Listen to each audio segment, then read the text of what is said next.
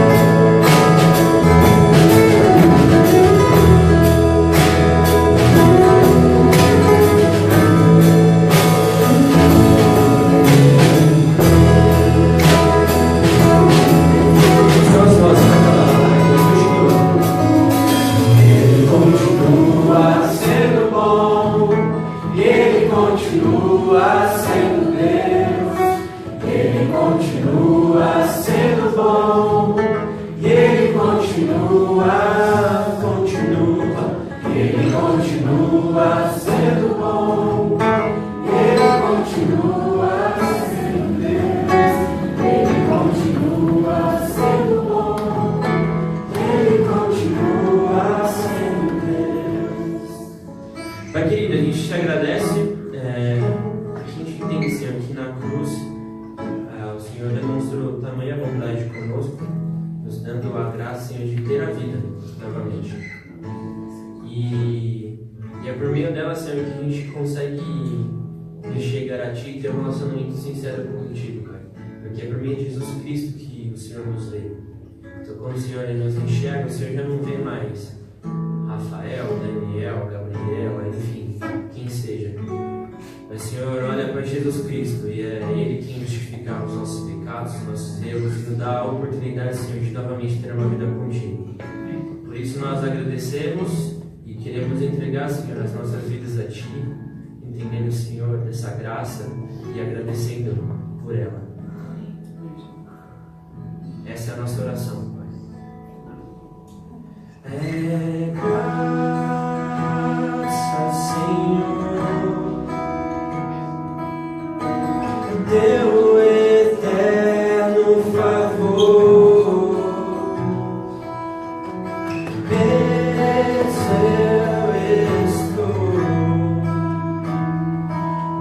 Teus laços de amor, é graça, Senhor, Teu eterno favor, preso eu estou, por Teus laços de amor, Jesus.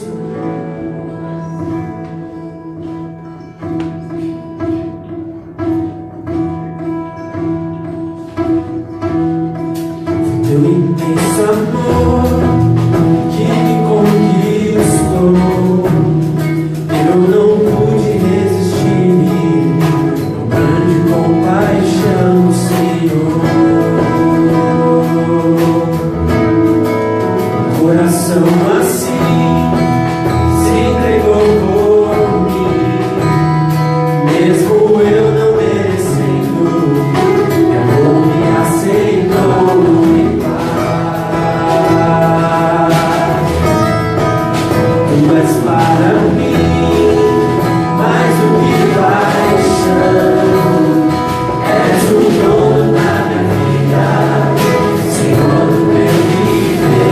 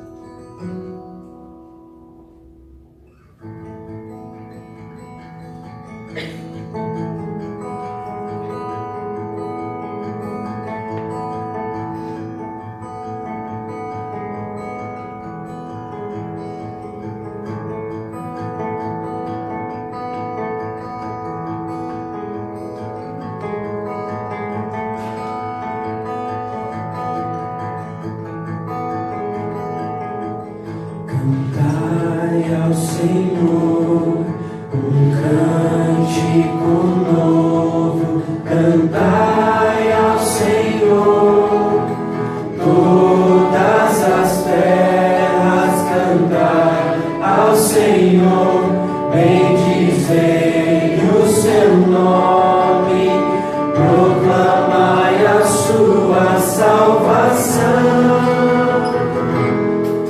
Anunciai entre as nações a sua voz, entre todos os povos as suas maravilhas, porque grande é o Senhor e digno de ser louvado, mais terrível do que falsos deuses. Glória e majestade,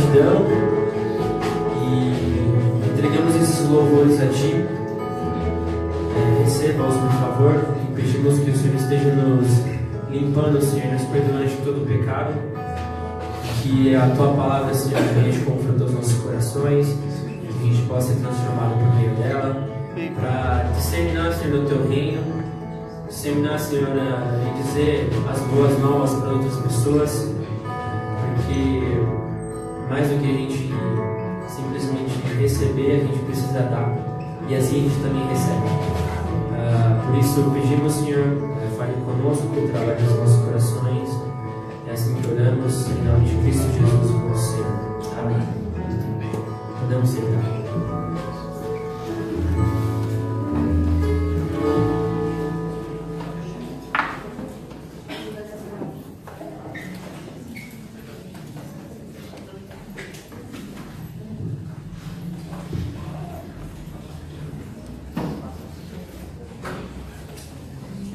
Bem, gente, continuando aqui nosso encontro, né? Hoje nós temos, acho que todo mundo viu na internet, né?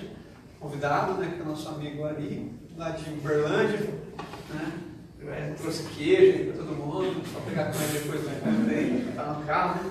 Mas a gente tem, assim, a graça, né, de conhecer ele e outros irmãos de Uberlândia, que tem nos abençoado há alguns anos já, e aí as nossas agendas bateram, né? Que ele veio justamente para poder compartilhar na terça-feira na Escola de Pastores, como a gente tem falado aqui, né? Toda última terça do mês a gente tem a Escola de Pastores lá na Manaim, e ele será a pessoa que vai transmitir lá a mensagem na terça. Então a gente aproveitou essa agenda, já fez louvor, já chamou ele topou, veio antes, né? Para estar com a gente. Então eu queria convidar ele aqui, fazer uma oração, né? Pedir para nos abençoar. A esposa dele também veio, deve estar chegando, né?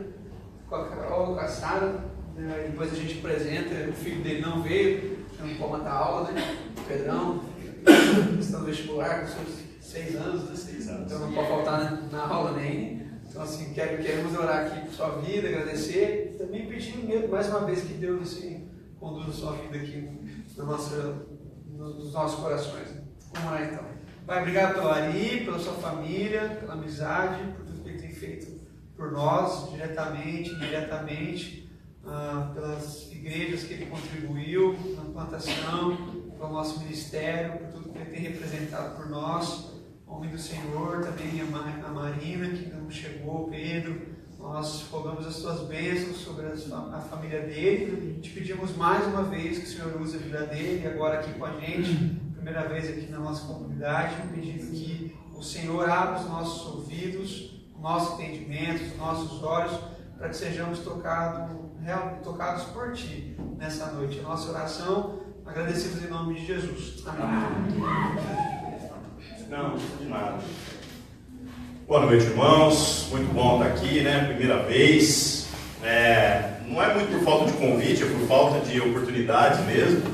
E acabou que foi legal ter dado certo esse lance de eu vir de carro ao invés de vir de avião, né? E dar essa esticada. Realmente eu deixei meu filho na Uberlândia, mas não é por causa do vestibular, né? É que como a gente tem viajado muito, acontece que no mês que vem, essa aula da Escola de Pastores, eu vou para Salvador, né? Aí para Salvador eu não tive coragem de largar o moleque em casa, e ele vai faltar uma semana da escola, né? Porque a gente tem que fazer umas orações na praia, tá ligado? Tomando umas águas de coco, aqueles paranauê todos. Aí por causa disso eu falei, não, o moleque dessa vez vai ter que ficar.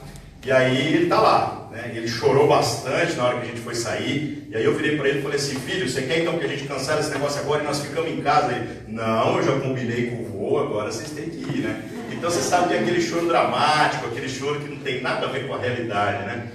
Irmãos, é realmente um privilégio estar aqui, eu fico muito feliz. E fico feliz de ver, né, aquilo que a gente já tem ouvido falar, do que vocês estão vivendo.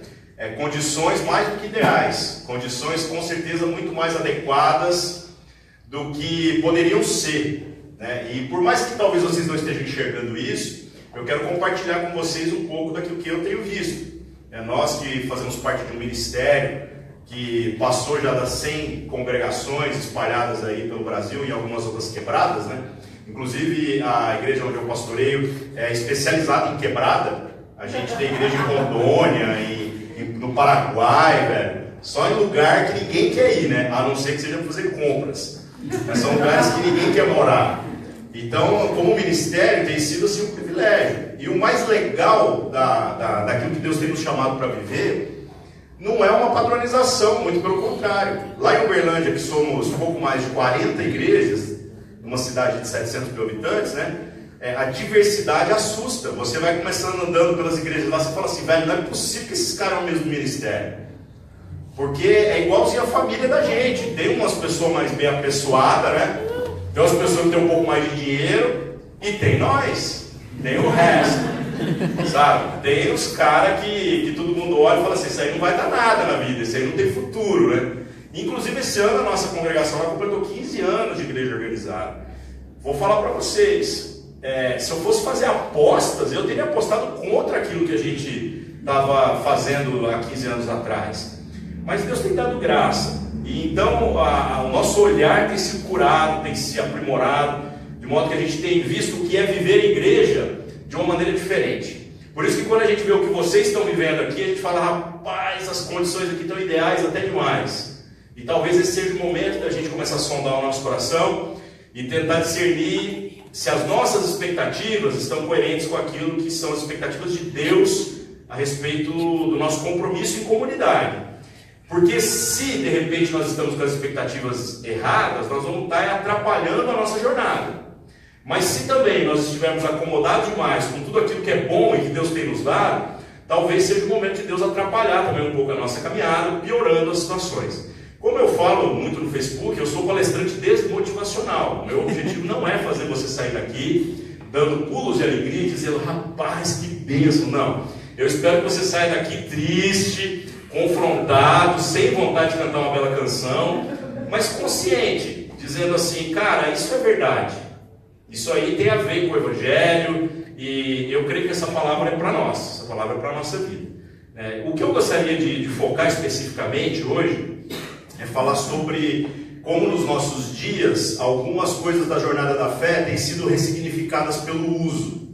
Algumas coisas que a gente tem repetido diversas vezes, elas vão perdendo sentido. E pode parecer bobagem isso, mas acontece. Por exemplo, os palavrões são coisas que vão perdendo sentido à medida que a gente vai usando. Você já viu um negócio desse?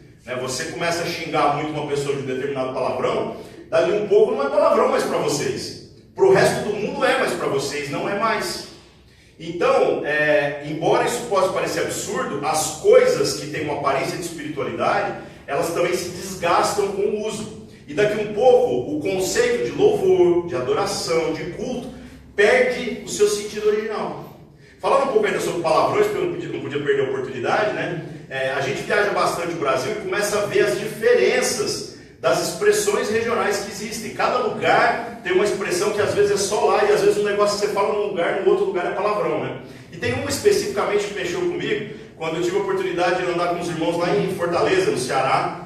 E é engraçado você andar com os caras, porque você tem que explicar para eles que pra gente que é do Sudeste, né, tudo pra cima do Espírito Santo é Bahia. E se ele não é baiano, ele é Paraíba. Não existe outra coisa. E o pessoal fala assim, não, vocês são preconceituosos demais, né? Mas vou falar para vocês, eles vêm do mesmo jeito. Para eles, da Bahia para baixo é sul, não existe o Sudeste. Entendeu? Eu fico me sentindo meio no Game of Thrones, né? Os caras de lá da muralha falam que vocês do sul, eles falam, não, mas a gente é do norte. Então tem essas percepções equivocadas. Mas o que eu achei mais engraçado das expressões é que eu via os irmãos no trato uns com os outros, lá em Fortaleza especificamente, os irmãos pegavam e falavam assim, ô macho, pega não sei o que lá pra mim, ô macho, você trouxe minha Bíblia? E cara, eu segurava pra não rir, velho. Porque eu ficava vendo os caras chamando o outro de macho, né? E aí, macho? E aí, não sei o que e tal. E aí eu segurando assim, tentando disfarçar, né? E aí os irmãos perceberam, viraram pra mim e falaram assim, velho, por que você dá uma risadinha quando alguém chama outro de macho? Falei, porque lá no sul, né, como vocês dizem, de onde a gente vem, quando você chama alguém de macho, é porque é o teu macho. Então você nunca vai ver um cara chamando o cara de macho. E aí os irmãos, eu tô falando de crente, eles falaram assim, mas como é que você chama o brother mesmo, o cara que é do teu coração? Eu falei, de viado. E aí ele falou assim, cara, eu falei, é sério, detalhe, não tem nada a ver com homofobia. xenofobia, porque você nunca chama de viado quem realmente é viado. Não é verdade? Você chama o cara que é teu brother. Então olha como é que a expressão ressignifica.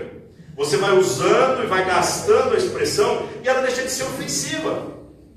Não é verdade? Você chega pro teu irmão e fala, ô viado, sai do meu lugar, velho. E o cara, e aí, mano, você tá bom, né? É tipo assim, é a expressão mais carinhosa do mundo.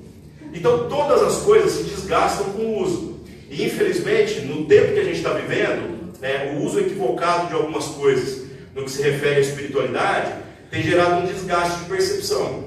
As pessoas agora estão confundindo o que é culto, o que é igreja, o que é vida comunitária, o que é adoração. E essas coisas foram usadas de uma maneira tão exagerada que agora quando você fala de culto, projeta-se uma ideia do que vem a ser culto, mas perde-se a essência. E é sobre essa essência, irmãos, que eu gostaria de falar hoje. Que a gente pudesse tentar resgatar a essência e tentar entender onde que os nossos sentimentos têm se tornado pedra de tropeço para a nossa caminhada. Porque a gente pode estar achando que aquilo que eu sinto com relação a uma expressão é a verdade. E aí o seu inimigo não vai ser a igreja, não vai ser o culto, não vai ser a instituição, não vai ser os pastores ou o sistema. O seu inimigo é muito mais você mesmo. Porque você está tão corrompido na sua percepção de uma determinada coisa, que mesmo quando você encontra o verdadeiro, você já tem asco. Você já olha e fala assim, não quero isso para a minha vida. Isso não faz sentido. Então, vamos parar para pensar. O que a gente tem ressignificado de maneira equivocada com o uso? E eu posso pensar em muitas coisas.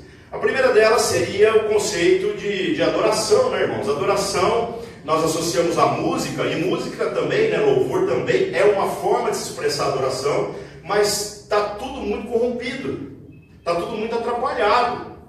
A gente está tão contaminado de ver gente explorando a fé e tentando ganhar dinheiro com música, que quando você vê aquilo que é uma música genuína, você já não consegue ver adoração naquilo lá.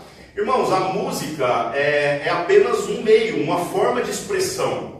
Mas ela não é adoração em si mesma, porque se fosse, ao invés da gente ficar juntando a galera aqui, ensaiando, cheguei mais cedo que a galera ensaiando aqui, sabe? Passando todos os perreps de tentar ser banda junto, né? A gente simplesmente juntava, gravava um CD e depois, CD depois de velho, gravava uns MP3 e depois ficava ouvindo em casa. Dava play e se você tocar um negócio 50 vezes, vai tocar 50 vezes do mesmo jeito. Não erra, não tropeça, não desafina, não arrebenta a corda do violão, não está errado. Por que isso não pode ser chamado de louvor, de adoração verdadeira? Porque o conceito de adoração, ele transcende isso. Ele é muito mais um entendimento que a gente vai ter a respeito do porquê nós estamos juntos cantando. E quando esse entendimento nos alcança, o louvor não precisa ser maneiro igual foi hoje. Ele pode ser uma droga, que ainda assim a gente tem uma experiência de adoração profunda. Porque a gente fala assim, rapaz, é bom demais, né? A gente junto, louvando a Deus. Aquela experiência de quando você juntou uns irmãos, talvez você deve ter passado por isso já.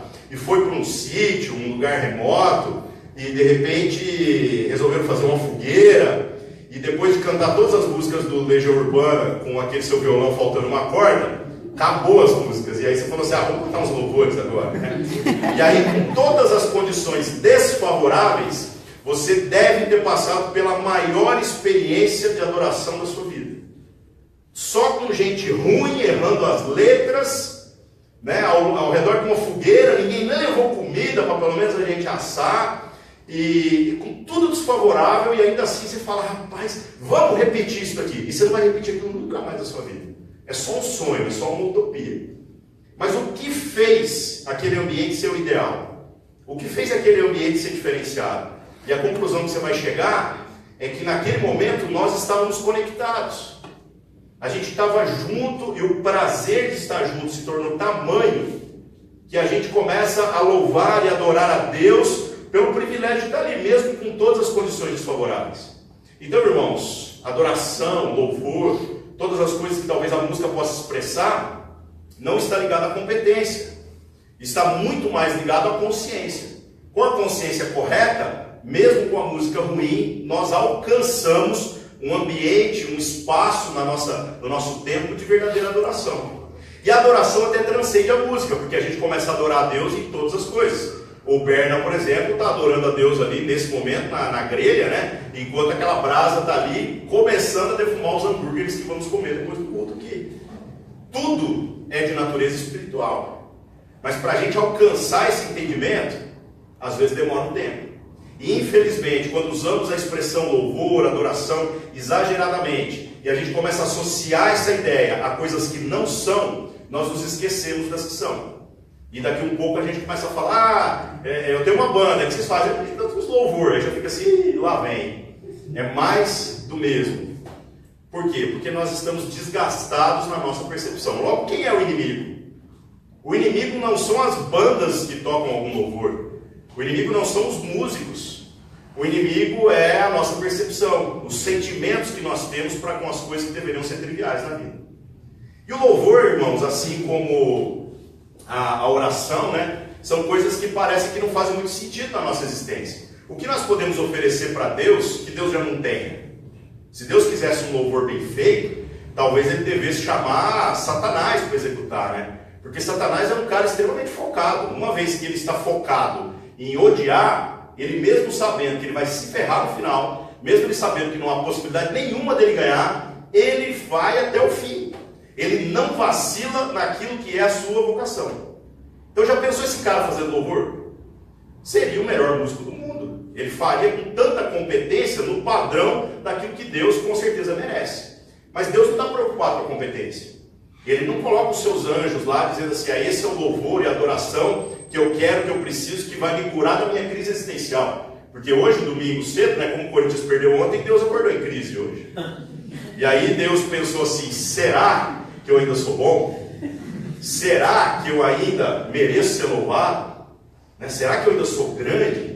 E aí, ainda bem que nós juntamos hoje e cantamos louvores, e aí quando Deus ouviu nossos louvores, ele foi curado da sua crise de depressão. Ele disse assim, ainda bem, eu sou bom ainda. Não, gente, isso não acontece. Deus é imutável, e a nossa música, com certeza, não chega nem aos pés daquilo que deveria chegar, para que Deus fosse adorado à altura do que ele merece. Então, por que a gente canta? Já pararam para pensar nisso? E vou piorar o assunto. Por que a gente ora? Você ser mutável e finito, está tentando, através das muitas palavras, convencer Deus de que você está certo e de que ele está errado. E aí você vai produzir uma teologia onde você vai insistindo, insistindo, insistindo, e no final, se der certo, você fala, rapaz, Deus me atendeu. Vou falar uma coisa para você, se você ler a Bíblia honestamente, você vai chegar na conclusão de que Deus nunca te atendeu, ele se atendeu, porque ele só tem compromisso consigo mesmo e com a sua vontade. Se alguma oração sua foi atendida, é porque a sua oração começou a estar alinhada com aquilo que é a vontade de Deus. Mas como então a gente começa a orar e orar, orar, e de repente fala assim, rapaz, acho que eu estou fazendo um negócio aqui meio sem entendimento. Que oração é essa que Deus deseja de nós? E vou explicar para vocês, irmãos. Vocês estão construindo aqui mais espaço para as crianças, né? E lá na nossa comunidade nós também já passamos por essa crise toda, de ter mais espaço, de construir sala. Quando a gente foi construir sala lá foi luta. E o duro é que a gente foi construir. A gente tinha tão pouca grana que eu pedia material no Facebook, as pessoas doavam, aí eu arrumava um carro para ir buscar e depois nós construímos. Eu juntava os irmãos lá e os caras falavam assim, mas você sabe fazer serviço de pedreiro? E eu dizia, sei. Aí à noite eu assistia uns vídeos no YouTube e no outro dia eu ensinava. E acredite, nós fizemos todo o serviço lá. Não recomendo para ninguém esse negócio. Sabe, aquele negócio de falar assim, pedreiro tá caro. Olha, eu entendo por que é caro. Porque é um serviço desumano, velho. Tá ligado? A gente perdeu roupa, a gente perdeu peso, e a gente perdeu, assim, muitas noites de sono por causa das dores provocadas pelo serviço. Mas foi uma coisa didática. A gente estava junto, a gente estava reunido. Uma coisa interessante de trabalhar com as crianças dentro de salia, né, que aí as crianças se reúnem, fazem algumas atividades, algumas coisas lúdicas que são relacionadas principalmente à comunhão e ao ensino da palavra. E aí, chega num ponto que eu queria associar a oração e ao louvor. Um belo dia, aparece um menino, sai da sala, chega em mim e traz um desenho para mim. E aí, quando ele me entrega o desenho, eu olho o desenho e é aqueles desenhos de criança. Criança de 4, 5 anos de idade. E aí ele chega para mim e fala assim, tio, dá uma olhada no meu desenho. E aí eu olhei o desenho dele e falei assim, ficou uma bosta. E devolvi. Por que eu falei isso? Porque não é meu filho. Não é verdade? Quando o meu filho me dá um desenho, velho, pode ser o sol preto, eu gordo, tudo assim que parece que não está certo. Mas quando ele me entrega, não importa o que for, eu olho e falo assim, filho, ficou lindo. Então, irmãos, o trabalho que as crianças fazem, a aprovação do trabalho que elas fazem, não está associado também à competência. Você é um idiota se exigir de uma criança que produza um negócio num padrão que não é correspondente à idade dela, né? Mas eu falei isso para o moleque que tinha ficado uma bosta mesmo, porque não é meu filho. O que Deus deseja de nós não é a competência da nossa oração ou do nosso louvor. O que Ele deseja é a relação.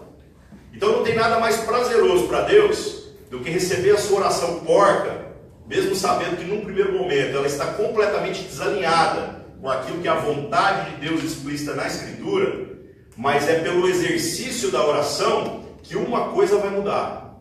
E não é Deus, é você. E aí a sua vontade vai ficar alinhada com a vontade de Deus, as suas orações passarão a ser atendidas, porque você vai aprender como falar com o Pai.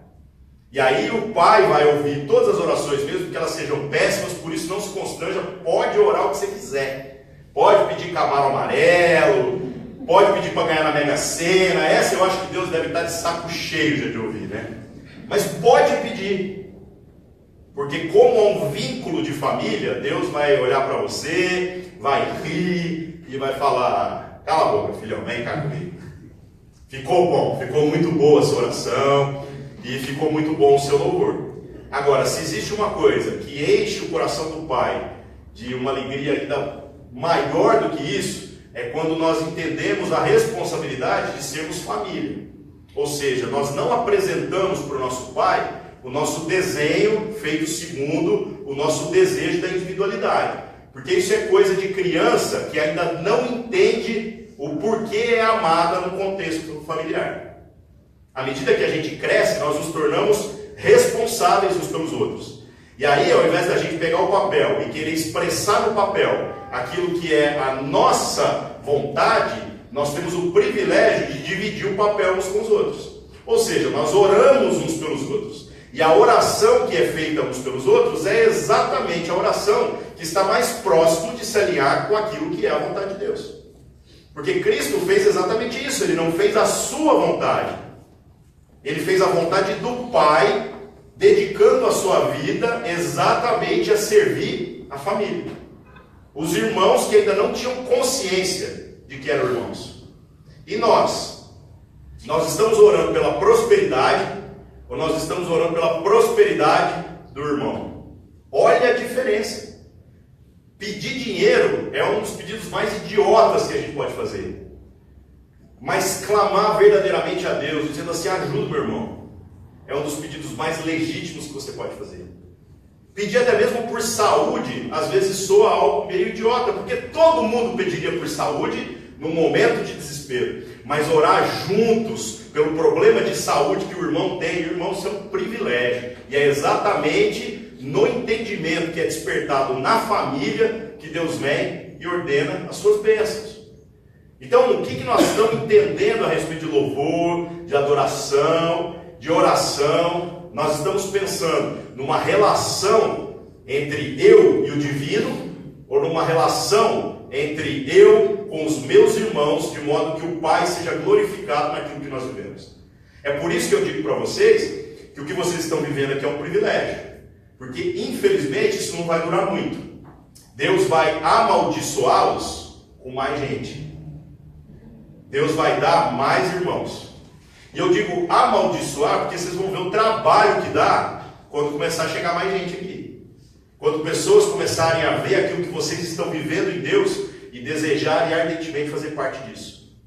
Na hora que já está todo mundo com os relacionamentos aqui aprumados, a gente já desgastou todas as arestas, está todo mundo amigo de todo mundo, vai aparecer umas ínguas trazidas por Deus para serem agregadas na família. E aí começa tudo de novo. Não é cadeira que vai faltar. Vai faltar paciência para lidar com os problemas. E a Bíblia mostra que isso é um ciclo comum. Lembra lá a igreja dita primitiva, né? Tá os caras lá intocados, esperando lá o Pentecostes, acontece o Pentecostes, e o mais engraçado do Pentecostes é o depois, né? Não é o momento especificamente. Porque você fica assim, rapaz, Deus veio e deu para eles poder, né? E às vezes você não está ligado para que Deus deu poder. Velho, precisava de poder mesmo. Porque Pedro, na primeira vez que entendeu o porquê que eles estavam reunidos e desintocaram do lugar onde eles estavam e começaram a pregar na rua, numa pregação converteu 3.000 pessoas. Vocês já pensaram 3.000 pessoas tentando entrar por essa porta hoje à noite? O estresse que isso seria?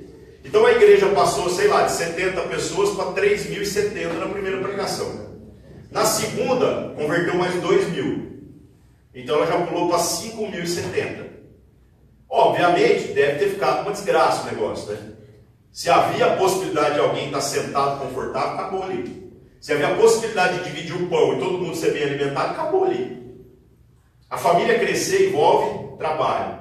No entanto, a alegria é grande quando há em nós a consciência correta com relação ao que nós estamos fazendo. Quando nós não nos envenenamos pelo uso equivocado das expressões. A gente não começa a achar que igreja é aquilo que eu posso viver com Deus numa relação onde eu, Deus, o Espírito Santo e Jesus estamos completamente satisfeitos em nós mesmos. Porque não é isso. E essa também é uma expressão que está sendo diluída. E a galera é meio esquizofrênica nos seus apontamentos. Porque na hora de reivindicar aquilo que são os direitos, o cara bate no peito e fala assim, eu sou igreja. Por isso que eu vou ficar na minha casa. Por isso que eu vou pegar o meu dinheiro e vou gastar conforme a minha cabeça. Vou promover justiça segundo a minha vontade. Por isso que eu vou gastar o meu tempo para cuidar da minha família. Somente. E de mais nada. Sabe por quê? Porque eu sou igreja. Só que na hora de falar mal da igreja, aí a igreja é os outros. Porque a igreja não ama. Porque a igreja não cuida. Porque a igreja não prega.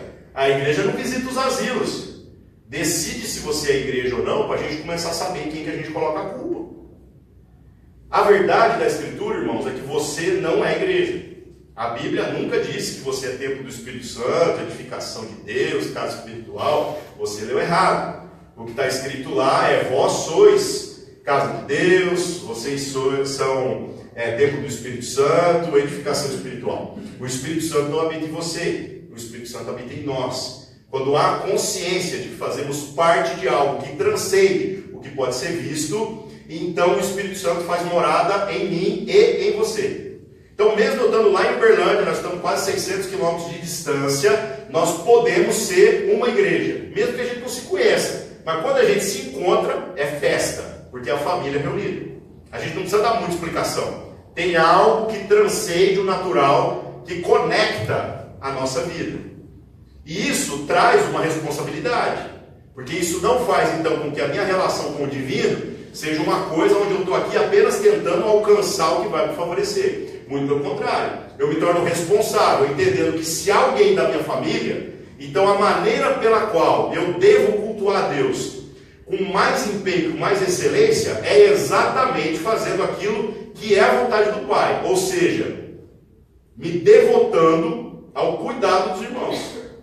Me devotando ao esforço relacional. E isso, gente, é a contramão de tudo aquilo que espiritualidade se tornou nos nossos dias. Porque quando se fala de espiritualidade, as pessoas estão pensando naquilo que podem obter. Naquilo que elas podem tocar Deus, para que Deus as favoreça. Alguns estão tentando comprar Deus para obter dinheiro. Outros estão tentando comprar Deus para tentar obter uma consciência limpa. E aí fica muito tênue a separação entre aqueles que estão comprando Deus para obter dinheiro, desses que estão tentando a consciência limpa, porque na verdade ambos não têm compromisso com o Evangelho. E na verdade ambos estão tentando comprar alguma coisa que vai aliviar as dores da jornada. Mas Deus não tem compromisso com esse alívio das dores da jornada. Ele não poupou Jesus. E por que então nós achamos que no convívio da família nós merecemos ser poupados? Que nós vamos ser poupados das dores relacionais. Ter um irmão custa. Ter um irmão envolve esforço, e se nós estamos dizendo que somos aqueles que entenderam alguma coisa, a responsabilidade se torna maior, porque Deus vai cobrar mais de quem entendeu mais.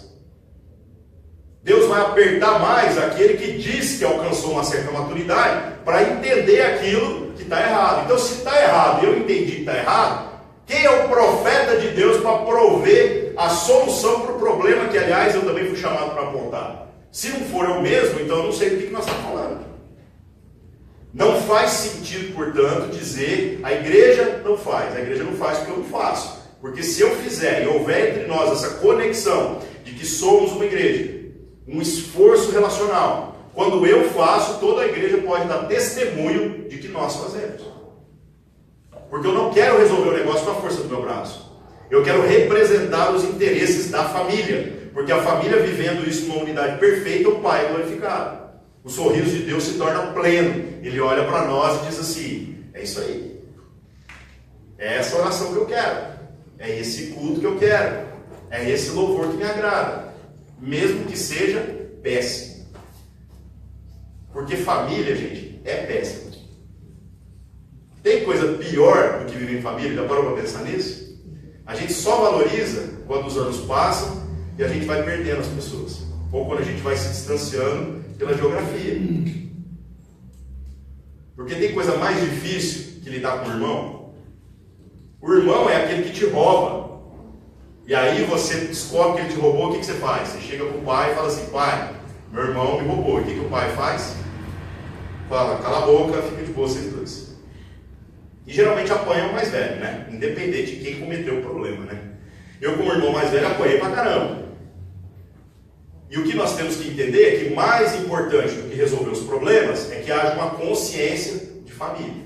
Quando essa consciência for plenamente formada, nós não vamos procurar o pai para encontrar uma justiça que fere o irmão em meu favor. Pelo contrário, a gente começa a se apresentar diante do pai, clamando pela misericórdia dele para o problema do meu irmão. Olha a crise e olha a diferença. E é difícil, irmãos, porque a gente vai vendo que nós estamos muito distantes desse negócio aí. Geralmente quando a gente vai orar por alguém é porque nós estamos querendo que Deus milite o nosso conceito de justiça. Imagina Jesus chegando diante do Pai, dizendo assim: pai, deixa eu te contar o que fizeram comigo. Sinceramente, se ele fizer isso, nós estamos todo mundo ferrado. Porque ninguém merece, não pode merecer, nem nunca vai merecer. É só como foi cantado aqui, porque Cristo nos vê, o Pai nos vê como Cristo, porque Cristo se colocou no nosso lugar, ele entrou na frente. E literalmente, quando o Pai tenta olhar para nós, ele vê Cristo, porque se visse a gente, a sua glória nos culminaria. As condições, então, irmãos, quando elas vão ficando mais próximas do ideal, a gente muitas vezes vai tropeçando no entendimento. Porque nós começamos a criar paradigmas do que é dar certo e dar errado, que podem não estar alinhados com aquilo que é a vontade do Pai. Na família, dar certo é não perder nenhum irmão. Ou seja, o seu irmão pode ser um vagabundo, ele pode ser um alcoólatra, pode ser um dependente químico, ele pode ter crise na sua identidade, na sua sexualidade, mas não tem problema. Ou ele é sempre irmão, ou ele nunca foi. E a gente sofre todas as dores e caminha todas as milhas e no final chega todo mundo. Pelo menos no Natal, quando a gente vai fazer uma ceia, que põe a comida lá e senta o pai na ponta e o resto da família, alegria completa. E é para isso que nós estamos trabalhando. Agora, se nós estamos tentando reivindicar alguma coisa, achando que a nossa jornada de espiritualidade é para alcançar alguma coisa que me beneficie, em detrimento daquilo que pode abençoar o meu irmão, então nós estamos entendendo a espiritualidade errada. Há dois domingos atrás, foi dia dos pais, 2, 3 domingos, e eu fui buscar meu filho na escola, aconteceu uma coisa muito engraçada. Meu filho tem 6 anos, vai fazer 7 mês que vem agora, né? E aí eu fui buscar meu filho na escola, porque era sexta-feira, né, véspera do fim de semana, dia dos pais, e aí sempre tem aquelas coisas que as escolas fazem no dia dos pais, que são umas coisas de colar na geladeira, né, de guardar sei lá na onde. E com os anos esse negócio vai entulhando, você já não tem mais onde colocar, né? Então quando é papel, eu escaneio já e dou perdido na parada, porque senão vai juntando caixas e caixas. E a grande decepção da minha vida Foi quando eu tinha acho que uns 18 anos, minha mãe foi lá, puxou uma caixa lá no fundo de casa e falou assim, olha aqui, ó, todos os seus trabalhos de escola, desde o maternal. E eu assim, nossa, e ela tá com a caixa no lixo. Velho, pensa no trauma, velho. Pensa na situação. Então, todos nós vamos passar por essa questão, né? Todo meu filho eu já estou jogando no lixo agora, né? Mas as coisas mais físicas eu guardo e as coisas que são de papel eu tenho o privilégio de poder digitalizar, porque aí eu não vou jogar nada fora. Está tudo guardado, né? Mas especificamente nessa sexta-feira, quando eu fui lá buscar meu filho, ele veio com um bagulho de pendurar a chave, que eles fizeram lá, né? Aí legal, agora eu tenho que fazer mais um furo na parede para pendurar. Mas foi legal, foi massa. E ele trouxe um papel também que eles desenharam, né? Aí no desenho, assim, na capa, tava eu e ele. E eu achei muito engraçado, que eu estou sempre usando aquela camiseta do Projeto Descrentes, que é preta com uma bola verde aqui, né? Pois ele desenhou eu de preto com uma bola verde aqui. E eu falei, cara, que louco, né? E aí eu olhei assim, a hora que eu abri o negócio para ler o recado que ele escreveu as seguintes palavras. Ele disse assim, pai, você é o meu pai preferido. Olha a desgrama do recado que meu filho mandou pra mim. Velho, eu travei, cara. Aí eu abracei meu filho, beijei ele, enfiei ele dentro do carro e fui dirigindo pra casa. Uns 20 minutos depois, naquele silêncio mortal dentro do carro, porque eu não sabia o que falar, né? Eu toquei no assunto, eu virei pra ele e falei assim, ô filho, deixa eu te fazer uma pergunta. E ele fala, eu falei assim, quantos pais você tem? E aí ele falou assim, só você. Eu falei, então o que você quis dizer com eu ser o seu pai preferido? E aí ele falou assim, pai, o que eu quis dizer é o seguinte, mesmo que tudo dê errado, eu ainda assim prefiro você como meu pai do que qualquer outro. E aí, meu irmão, eu me senti literalmente uma mula. Eu me senti literalmente aquele que subestimou o quanto Deus poderia falar através de uma criança. Porque sabe o que nós estamos fazendo na nossa experiência de espiritualidade? A gente está dizendo assim, você é o meu irmão, enquanto aqui na nossa jornada de espiritualidade for conveniente. Quando não me agradar, quando começar a dar errado, eu vou procurar outra experiência. Então, irmãos, vou dizer um negócio para você. Se você está realmente achando que precisa dar certo para a gente empenhar uma palavra de estar junto, você já está no lugar errado. Você já está no lugar errado. Porque nós só precisamos ficar com quem diz que ouviu de Deus algo muito claro no sentido de que nós devemos andar junto. Principalmente quando dá errado. Quando dá certo, você não precisa de esforço. Quando dá certo, quando o desenho é bonito, todo mundo quer ser pai da criança. Mas quando as condições são todas desfavoráveis, aí eu quero ver quem é o homem ou a mulher de Deus que se apresenta e diz assim, esse é o meu irmão. Eu respondo diante de Deus pelo meu irmão. Eu respondo diante de Deus porque o louvor não está dentro do padrão que de repente alguém projetou que deveria ser. Eu respondo diante de Deus porque a nossa estrutura pode não atender aquilo que eu gerei uma expectativa. Eu respondo diante de Deus pelos pecados do meu irmão. E aí você diz assim, velho, mas isso é pesado demais. Lá em Êxodo capítulo 32 fala exatamente sobre como Moisés fez isso, hein? E Moisés, irmãos, é só a sombra daquilo que deveria de ser, daquilo que a gente veria em Jesus. Os caras fizeram uma festa enquanto Moisés estava lá reunido com Deus para receber os mandamentos. Fizeram um bezerro de ouro e colocaram no lugar de honra da festa. E Deus ouviu a festa lá do alto, né? E aí Deus podia ter mandado um raio e fulminado a família inteira, mas o que ele fez?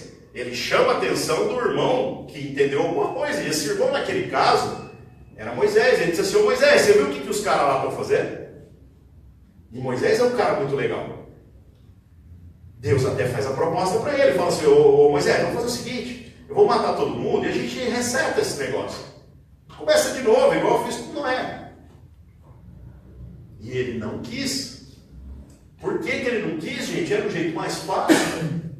Era o jeito mais conveniente, era o jeito que envolvia menos esforço relacional. Pois Moisés desceu o monte, chegou lá embaixo tão nervoso, mas tão nervoso que quebrou a tábua dos mandamentos. Custou caro essa segunda edição. Para fazer outra impressão, custou caro, Deus cobrou dele depois, não ficou barato não. E ele certo, com a razão, mas num momento de ficou nervoso, tropeçou.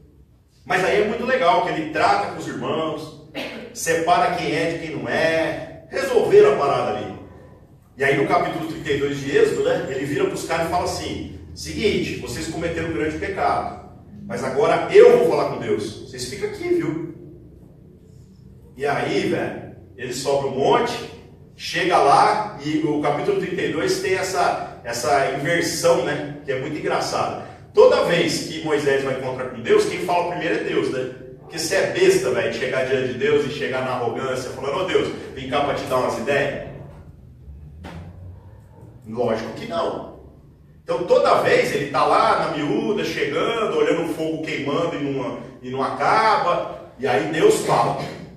E aí ele se joga no chão, aquele negócio terrível, né?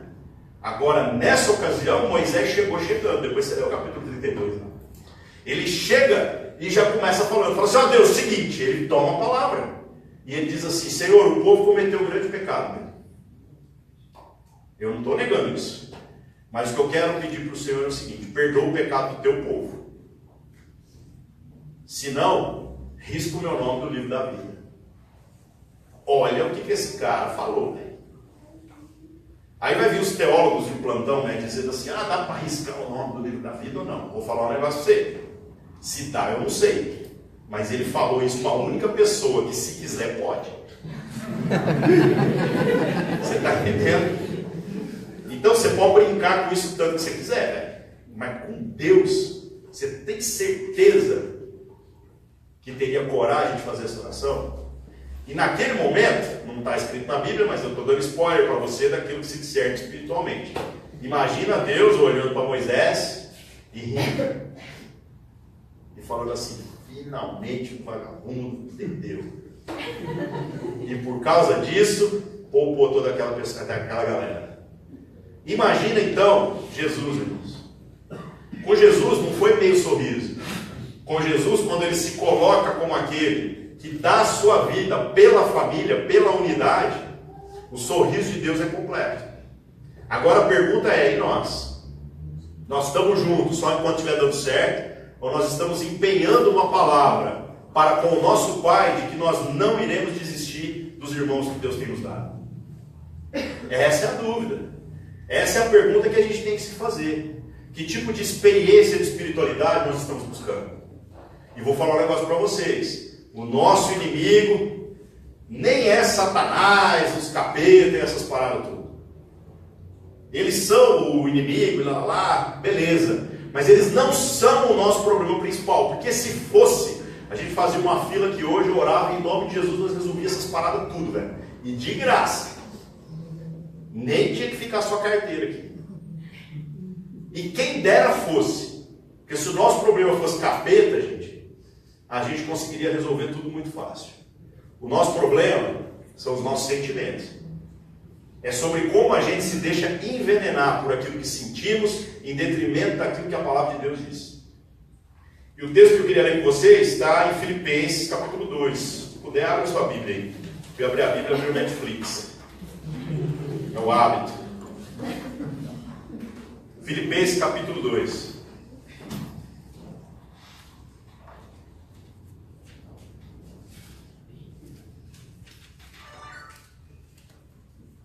Diz assim, gente.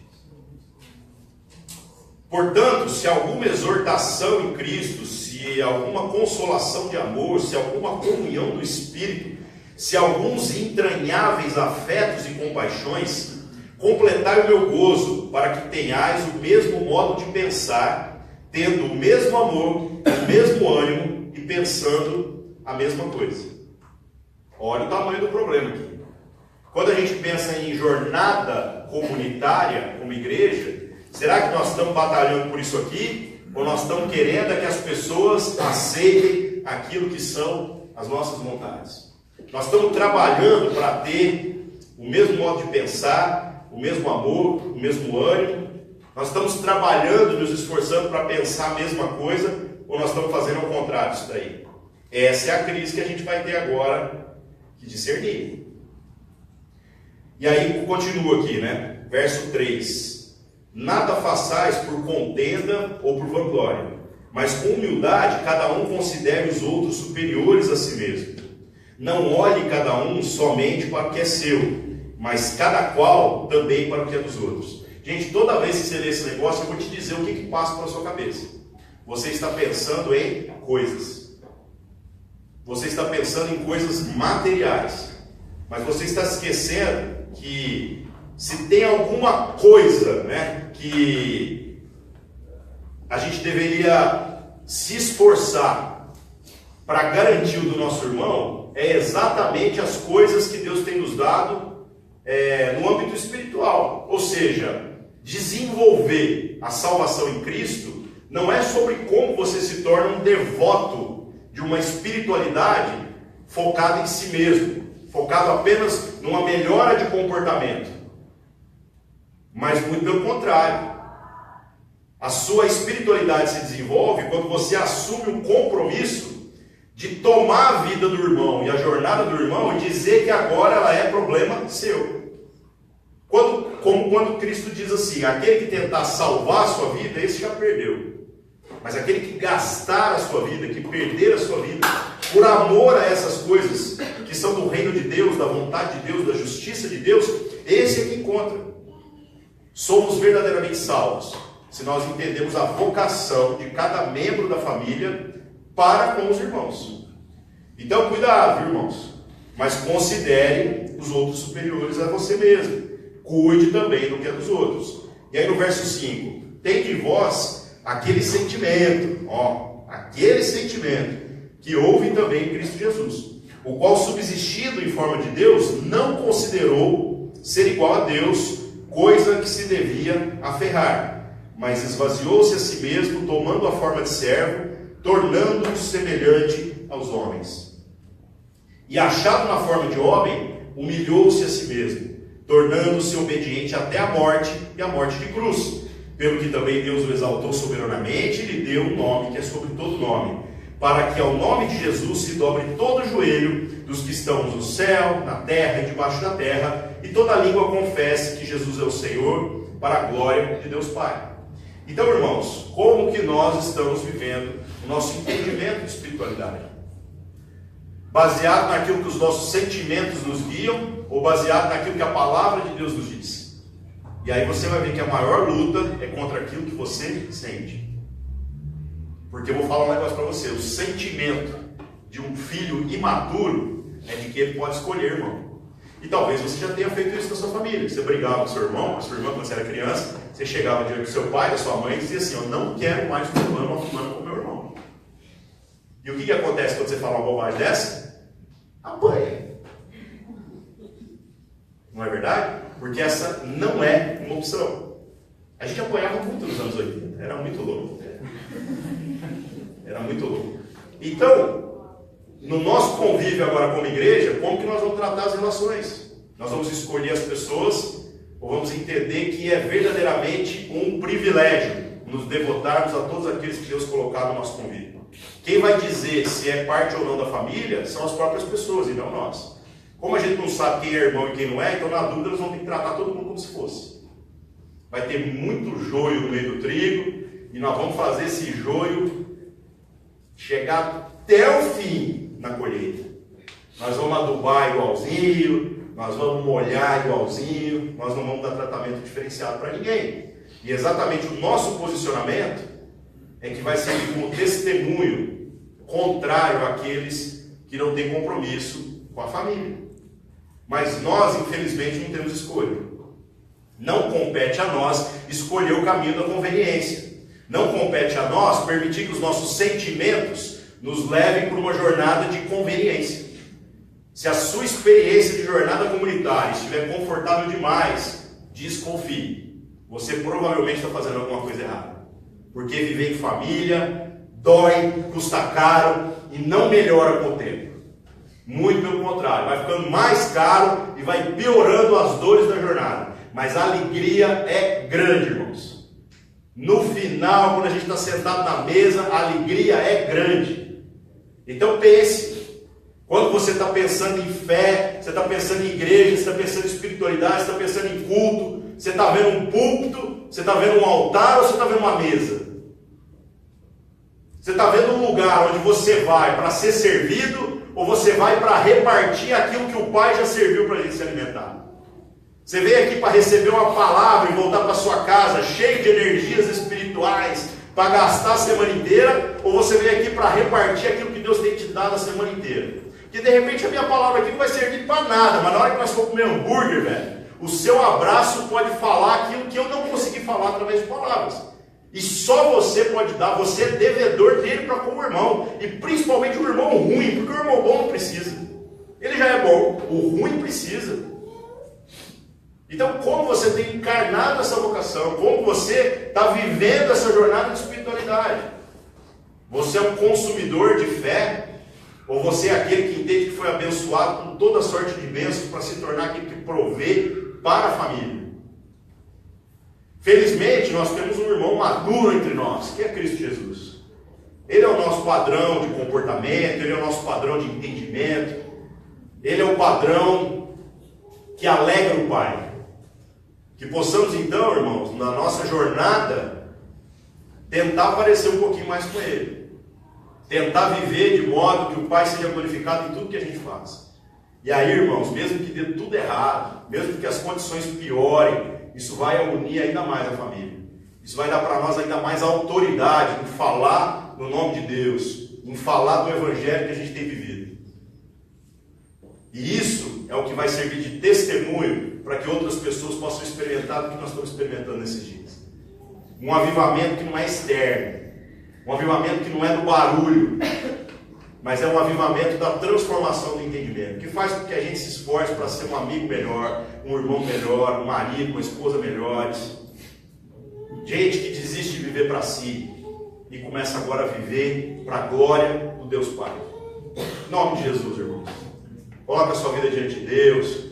Vamos orar e que o Espírito Santo possa falar com você em todas as ocasiões que você tem sido devedor. Quem dera as nossas dívidas fosse apenas do nosso compromisso financeiro para com aquilo que fazemos junto como comunidade.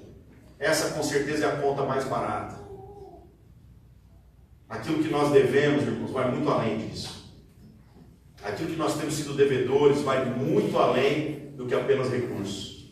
Coloque a sua vida diante de Deus e que a gente possa se acertar hoje. Amém? Vamos orar.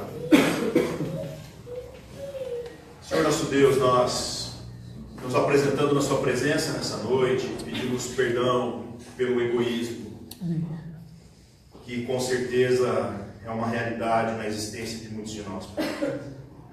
O egoísmo que faz com que a gente busque uma espiritualidade de satisfação, uma jornada onde seremos bem atendidos, onde encontraremos conforto, onde encontraremos uma distância menor para percorrer, encontraremos pessoas agradáveis, pessoas que vão fazer aquilo que nos deixa felizes, uma palavra, Senhor Deus, que traz alegria e não confronto. Perdoa-nos, Senhor, porque infelizmente o maior inimigo daquilo que é a sua vontade para nós, na maior parte das vezes tem sido os nossos próprios sentimentos, sobre como nós temos sido enganados pelo nosso próprio coração e por aquilo que fomos levados pela vontade da carne a desejar. Cura-nos nessa noite, Pai, e restaure em nós o compromisso para com a família do Senhor, Pai. Para com o irmão que o Senhor nos deu o privilégio de conhecer, de estar junto, principalmente aqueles que dão mais trabalho, principalmente aqueles que nós temos uma responsabilidade ainda maior de nos empenharmos para viabilizar o milagre do Senhor na vida deles, Pai. Cura-nos, Senhor, do egoísmo, cura-nos, Senhor Deus, de toda espiritualidade vazia, de essência, embora aí na sua forma possa parecer muito coerente para os homens.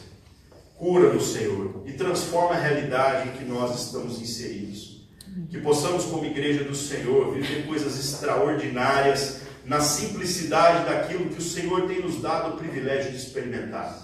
No partir do pão, nos abraços, no poder conhecer o nome uns dos outros, no poder conhecer a realidade uns dos outros, no poder, Senhor Deus, dividir o alimento e dividir todas as nossas dores, os nossos fardos e também as alegrias.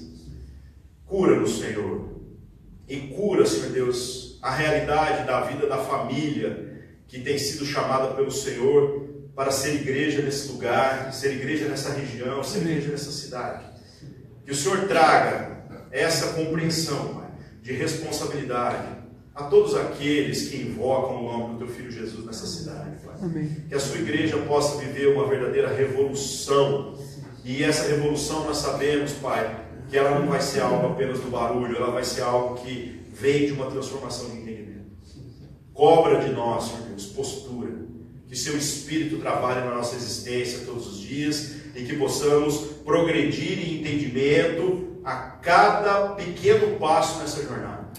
Se há alguma coisa, Senhor Deus, ainda que seja a bênção mais agradável e mais desejável da nossa vida, se isso tem se tornado um empecilho para a caminhada do Senhor na nossa vida, se isso tem se tornado um empecilho para que a gente possa alcançar o entendimento, eu peço que até mesmo isso que é bom seja tirado de nós, porque não podemos mais, Pai, viver de maneira medíocre no que se refere àquilo que é a sua vontade. Que a sua vontade se torne uma realidade na nossa existência, Pai. E que a nossa alegria seja contemplar a alegria do Senhor, quando nós pudermos encarnar essa verdade que o Senhor tem nos chamado para viver, Pai. Em nome de Jesus, oramos e agradecemos. Amém.